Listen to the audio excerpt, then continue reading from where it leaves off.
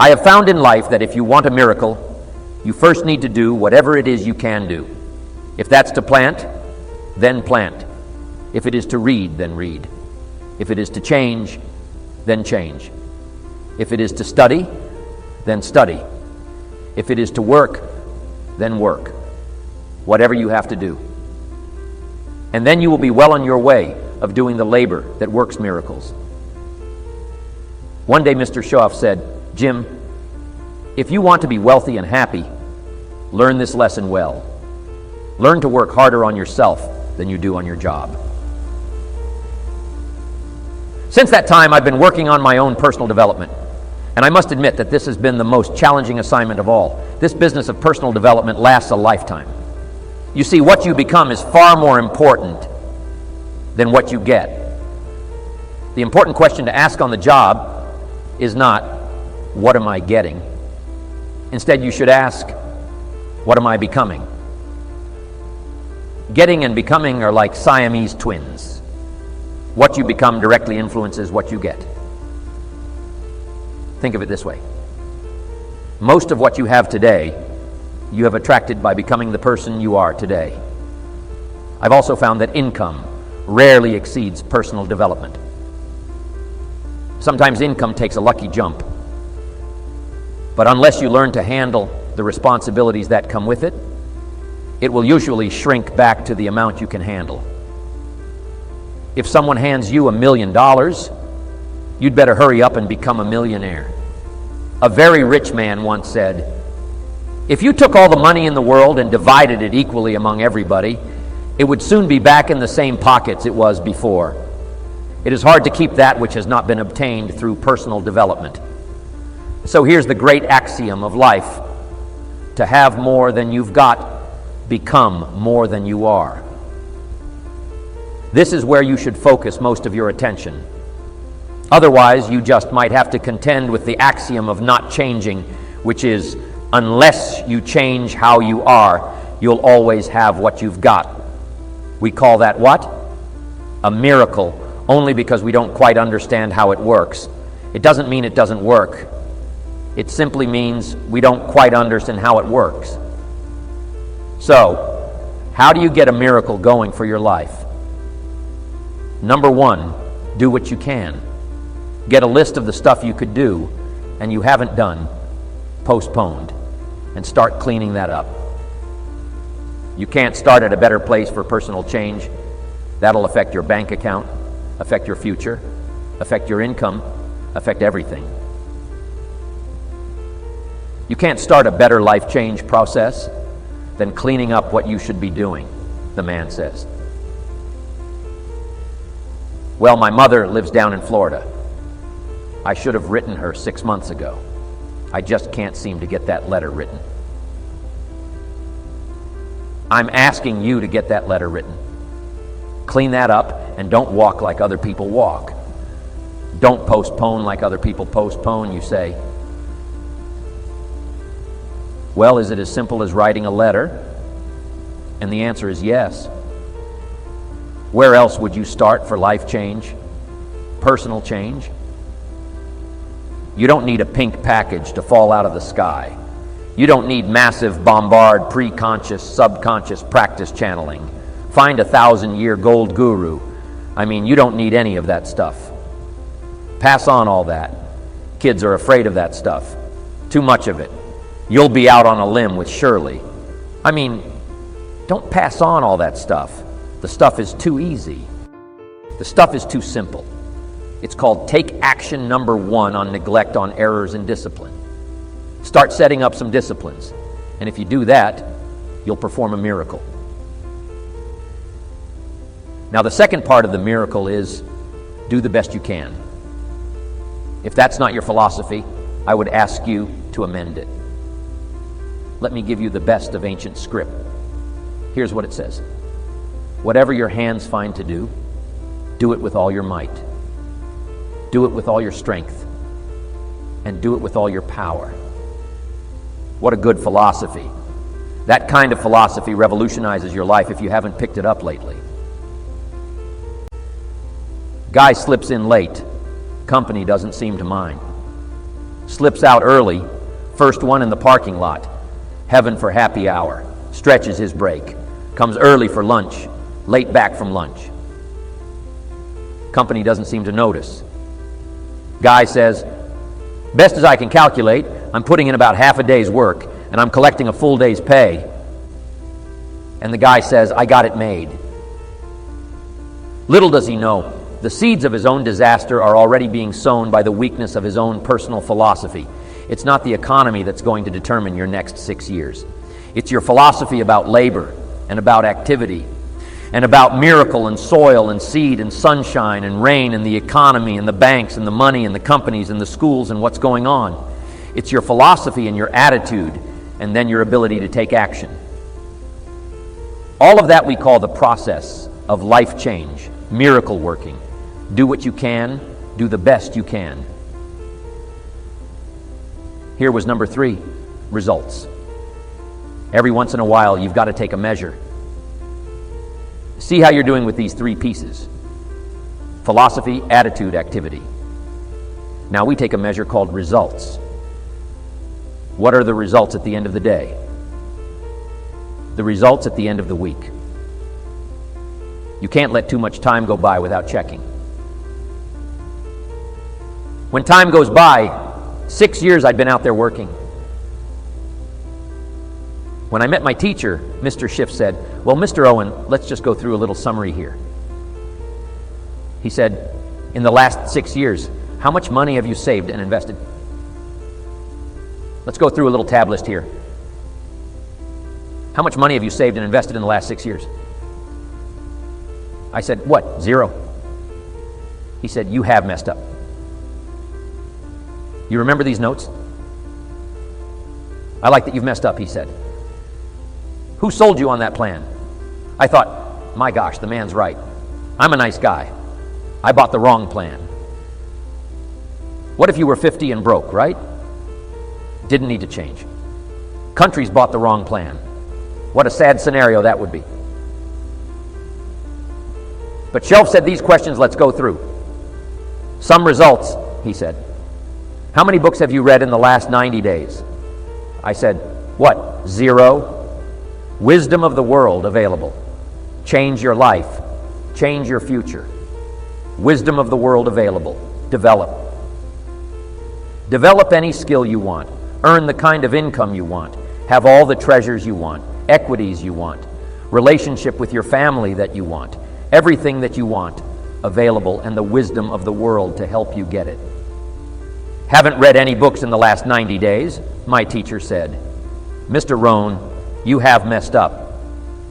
I'm telling you, you've got the deal shelf, said Mr. Owen. In the last 6 months, how many classes have you taken? To improve your skills or to develop new skills? Go for the American dream.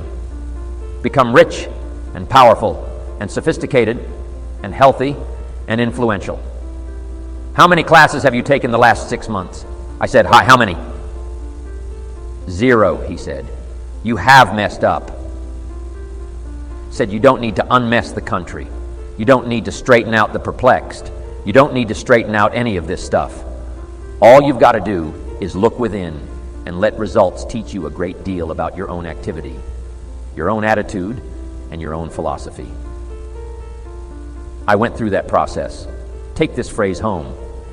Results is the name of the game. What other game is there? Results. Here's all life asks us to do. Make measurable progress in reasonable time. Just take home that little phrase, good phrase.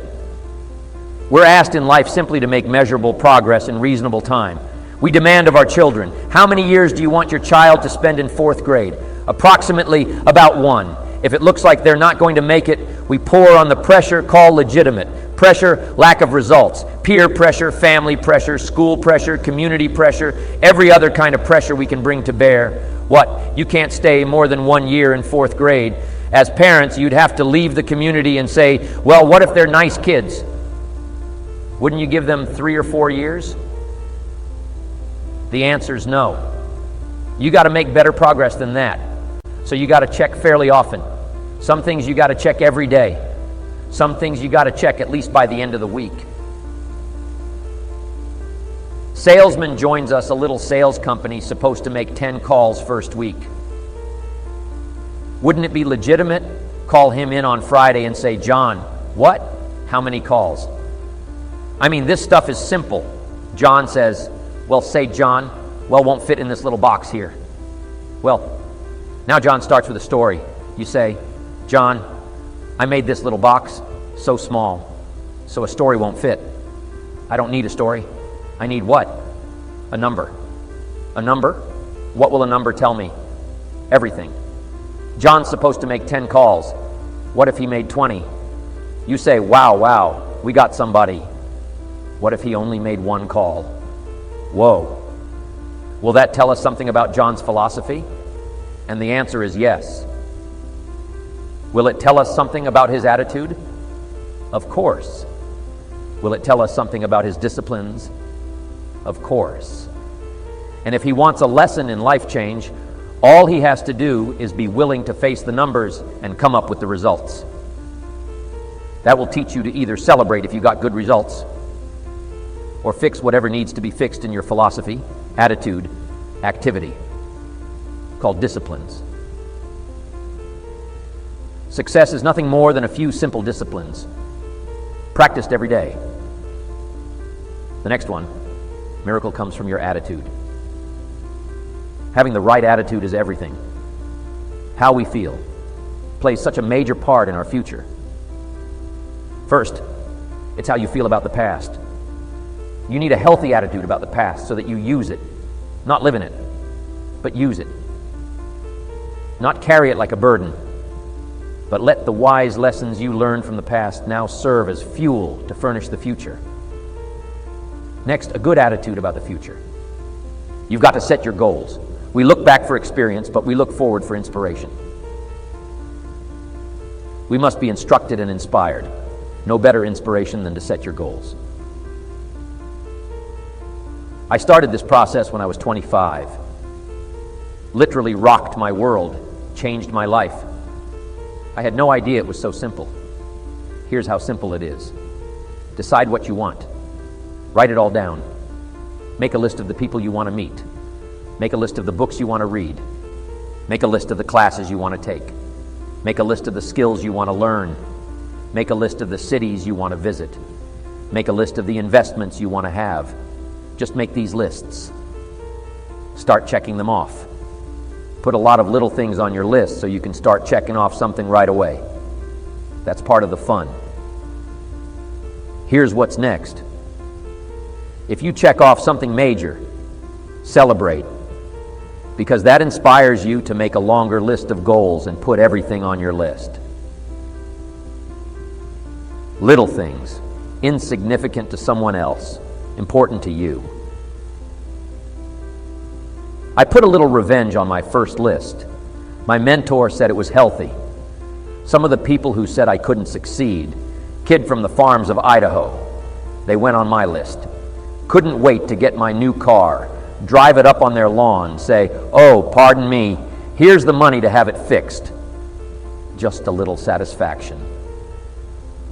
My Japanese friend, Toro Ikeda, San Jose, put on his first list a Caucasian gardener. Way back then, everybody had a Japanese gardener. Everybody. Japanese gardener said, I'm Japanese, I'm going to have a Caucasian gardener. Okay, a little satisfaction, right? Set your goals. Decide what you want. Write it down. Start checking them off. It's powerful stuff. Next, it's how you feel about everybody. If you want to be a leader, a true leader, entrepreneur of the highest order, well-respected, unique in your field. Here's one. How you feel about everybody. And this is philosophical as well. You cannot succeed by yourself. So, a unique sense of appreciation of everybody goes with the territory of leadership. It takes everybody for each of us to be successful. One person doesn't make an economy. One person doesn't make a symphony orchestra. It takes everybody for this gathering today. All of you had to be here to make this gathering. Everybody. If one of you were missing, there wouldn't be this many people here. Everybody to make something work, for the office, whatever, the enterprise. It takes everybody. the gift of America. But it's everybody who came over the last 200 to 300 years, bringing with them their gifts. No country has become such a depository of the gifts of the world like America has over the last 200 to 300 years. People coming, bringing their gifts. Gift of language, gift of learning, gift of politics, gift of government, gift of medicine, gift of healing, gift of music, gift of the work ethic. All this came in steady streams from all over the world, making us unusual because of the gifts that were brought. And to understand that and appreciate it now gives you open access to the market that's available to make your fortune. Now, what I love to do is go back where these gifts came from. Not long ago, I was in Rome. I had 1,000 people in my class. Someone suggested Jim Rohn loves the music of Andrea Bocelli, the blind opera singer from Italy. So when they introduced me, I walked to the podium, and all 1,000 of these Italians stood up and sang for me one of Andrea Bocelli's songs. In true Italian style, here's I described it to my grandchildren. Later I said, here was the scene: a choir of 1,000 and an audience of one. And that was me. I thought, here's where some of these gifts came, the gift of poetry. So I'll learn to appreciate the gifts. Now, the last attitude is how you feel about yourself. Nothing more powerful than self-esteem, which creates self-confidence. The greatest steps towards success comes from self-confidence, and that comes from self-esteem. Doing what you know you should so that at the end of the day, you have high self-esteem. Last but not least, your equity. Martin Luther King Jr. said, if you can't fly, then run. If you can't run, then walk. If you can't walk, then crawl. But whatever you do, you have to keep moving forward. God says, now I'm an amateur on God, but here's my best analysis. God says, if you'll plant the seed, I'll make the tree. Now that's a good arrangement. Number one, gives God the tough end of the deal. What if you had to make the tree? That'd keep you up late night trying to figure out how to make a tree. Say no. I'm telling you, the mystery and the miracle of this stuff has already been set up. God says, I got the miracle going. I got the seasons going. I got some sunshine and some rain, and I'm God. But the way I've arranged that, I just need somebody to plant the seed. Not chant in California. They're trying to chant, get this stuff done. Forget this California stuff. You don't have to rub a crystal and sleep under a pyramid. Stuff's too easy. Getting rich is too easy. Changing your life is too easy. Forget all that, right? Massive bombard affirmation, forget all that. My opinion, ocean waves, and seagulls. Come on, this stuff's too simple. Just simple, easy stuff. But if you neglect it, that's how it piles up year after year. But if you're willing to straighten it out, and here's one of the keys. It's called activity. It's called disciplines. Turning wisdom from your philosophy and inspiration. The strengthening of attitude and faith and courage, commitment, and all this stuff that comes from attitude. If you're willing to take these two qualities, philosophy and attitude, and invest it into activity, you can have a miracle. Anything short of that, no miracle. Wisdom doesn't perform a miracle. Attitude doesn't perform a miracle. The only thing that performs a miracle of increase is called equity. It's called putting wisdom and attitude into discipline, into labor. And this labor now can perform America. And here's the two parts to the labor.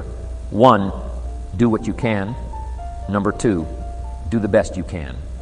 Can't give you better advice than that.